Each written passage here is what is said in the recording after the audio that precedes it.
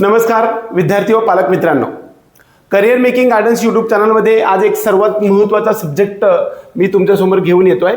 ते म्हणजे महाराष्ट्र राज्यामध्ये एक हॉरिझॉन्टल रिझर्वेशन असतं, त्या रिझर्वेशनच्या संदर्भामध्ये आज आपण चर्चा करणार आहे। बऱ्याच वेळा रिझर्वेशनच्या टाईपमध्ये एक व्हर्टिकल रिझर्वेशन असतं की जे महाराष्ट्र राज्यामध्ये असणाऱ्या 10 कॅटेगरीमध्ये ते वर्गीकरण होतं। एक्झाम्पल ओपन, EWS, SCBC, त्यानंतर OBC, VJ, DT, त्याचबरोबर NT 1, 2, 3 आणि SC आणि ST या 10 कॅटेगरीमध्ये हे वर्गीकरण आपल्याला होत असतं। परंतु या सर्व कॅटेगरीमध्ये आपल्याला ज्यावेळेस हॉरिझॉन्टली हे व्हर्टिकल झालं, हॉरिझॉन्टल एक आरक्षण असतं आणि त्या आरक्षणाला आपण त्या आरक्षणाच्या प्रकारामध्ये एक तर हिली एरिया 3% गव्हर्नमेंटमध्ये आरक्षण असतं, त्याचबरोबर गव्हर्नमेंट कॉलेजमध्ये PWD ज्याला पर्सन विथ डिसॅबिलिटीचं सुद्धा हॉरिझॉन्टल आरक्षण असतं। त्याचबरोबर एक व्हर्टिकलमधील एक स्पेशल रिझर्वेशन असतं, त्याला आपण डिफेन्स 1, 2, 3 असं म्हणतो। त्याच पद्धतीनं आजची जी चर्चा करत आहे ते म्हणजे महाराष्ट्र राज्यामधील सर्व मेडिकल कॉलेजेसमध्ये मुलींना सर्व गव्हर्नमेंट त्याचबरोबर प्रायव्हेट, गव्हर्नमेंट त्याचबरोबर प्रायव्हेट म्हणजे सेमी गव्हर्नमेंट दोन्ही कॉलेजमध्ये 30% हे पॅरलल आरक्षण उपलब्ध आहे।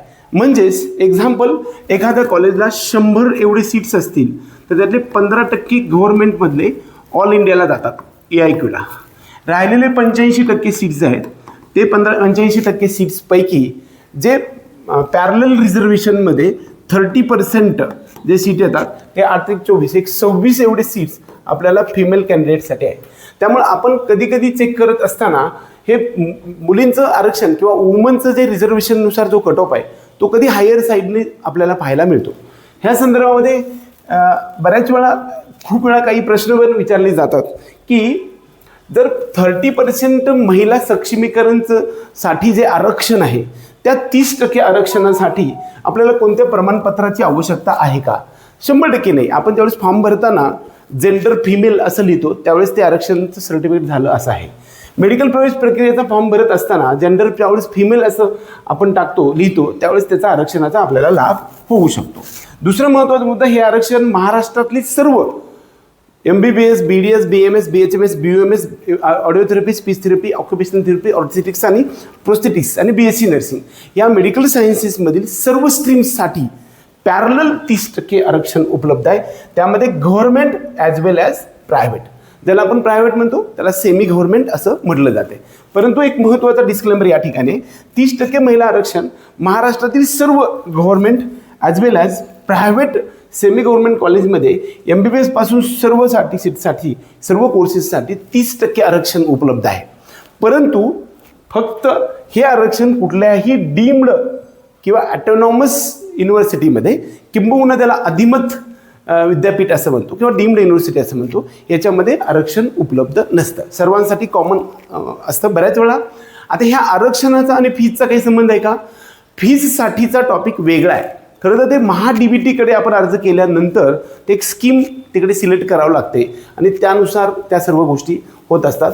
आपला आजचा जो सब्जेक्ट सर्वात महत्त्वाचा आहे ते महाराष्ट्र राज्यामधील सर्व मेडिकल कोर्सेससाठी गव्हर्नमेंट त्याचबरोबर सेमी गव्हर्नमेंट कॉलेजेसमध्ये 30% महिला आरक्षणासाठी जो काही आपल्याकडे फिमेल जेंडर लिहिलेलं आहे त्याच्यासाठीचा त्याचा वापर होतो।